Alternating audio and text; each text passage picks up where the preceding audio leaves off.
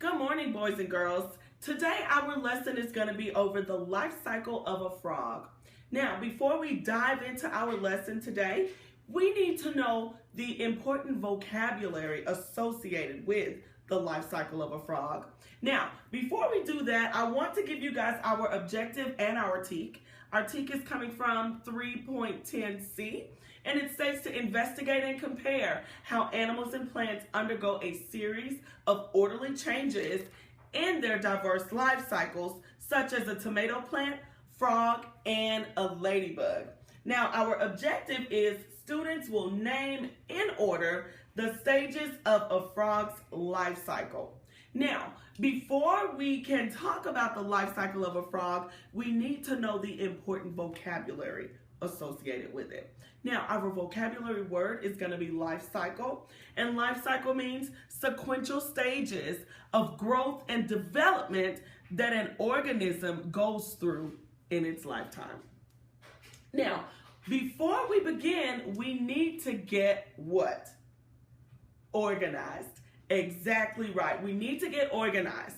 So in order to get organized, we need three things.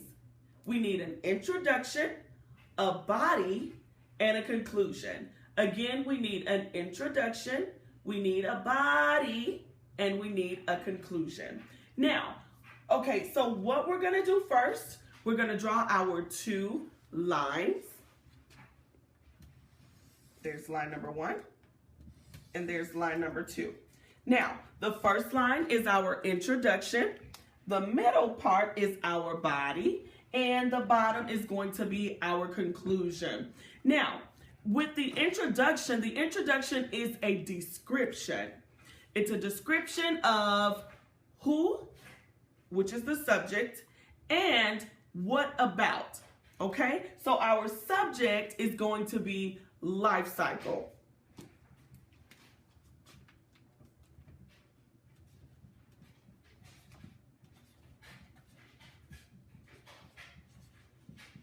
So life cycle is our subject. We can either write an S,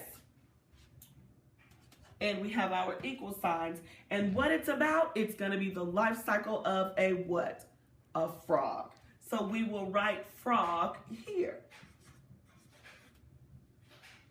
Okay, so our introduction is a description.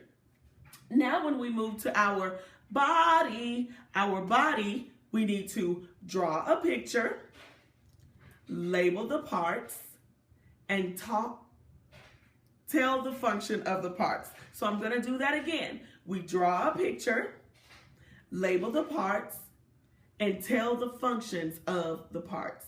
So we will move up here. Ms. Barton isn't an artist, so what I did was I placed the different cycles of a frog's life. So if you guys will follow along with me, the first cycle is the egg cycle. Come in a little closer, please. Thank you. It's the egg cycle, and it almost looks like the magnet that's holding the piece there. Now, after the egg cycle, we move to the tadpole cycle. And the tadpole cycle, it looks like the egg is still there, but it grows a little tail, which helps it to swim. Now, after the tadpole cycle, we go here to the froglet cycle. Froglet. Now the froglet cycle still has the little tail to help it swim, but it grows 2 legs. After the froglet cycle, the frog becomes a young frog.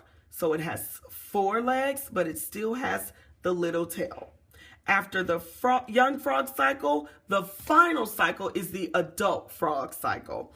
And that cycle has 4 legs, and it no longer has the little tail to help it swim. So you can draw these things into the body of our organizer. So we have our introduction, and this will be considered as our body. And now we'll move to our conclusion. And what our conclusion is, it's our vocabulary word. We're going to restate our vocabulary word, and we're going to define it in our own words. We're going to use different words. So the life cycle of the vocabulary word that we used is the life cycle of a frog. So life cycle, we already talked about that, means sequential stages of growth and development that an organism goes through in its lifetime. So for our conclusion, we'd have to state that another way, and that would simply be what our conclusion is.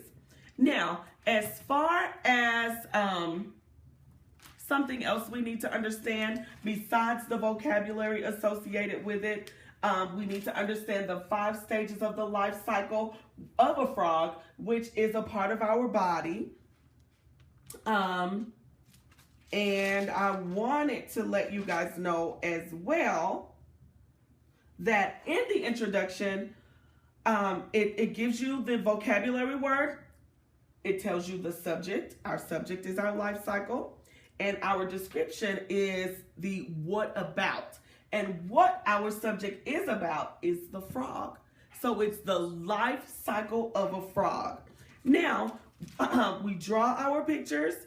And once we label the parts, we are describing. So if we want to add fancy words, we can do that as well in the body of our organizer.